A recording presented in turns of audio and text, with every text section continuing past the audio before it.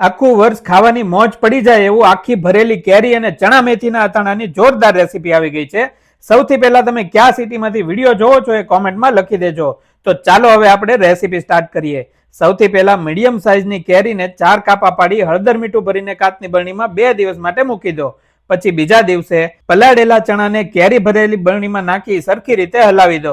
એની પછીના દિવસે 1 કલાક પાણીમાં પલાળેલા આખા મેથી દાણા પણ મિક્સ કરી દો. 1 થી 1.5 કલાક પછી કેરી, ચણા અને મેથીને બરણીમાંથી બહાર કાઢીને સૂકવી દેવાનું છે. સુકાય ત્યાં સુધી આપણે મસાલો રેડી કરી લઈએ. તો સૌથી પહેલા એક કડાઈમાં રાઈ અને મેથીના કુરિયાને ધીમા તાપે થોડા શેકી લેશું. પછી એક વાસણમાં કાઢી તેમાં સ્વાદ અનુસાર મીઠું અને હિંગ નાખી ઉપરથી થોડુંક ગરમ તેલ નાખી થોડી વાર ઠંડુ થવા દેશું. ત્યારબાદ તેમાં હળદર અને લાલ મરચું ઉમેરી ચણા અને મેથી દાણા નાખી દેવાના છે અને મિક્સ કરી લેવાનું છે. હવે આપણો ચણા મેથીનો મસાલો તૈયાર થઈ ગયો છે.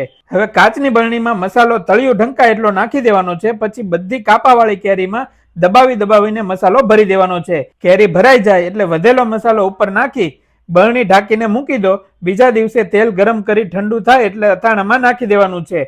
3 થી 4 દિવસ મૂકી દેવાનું છે. ત્યારબાદ તમારું અથાણું ખાવા માટે તૈયાર થઈ ગયું છે.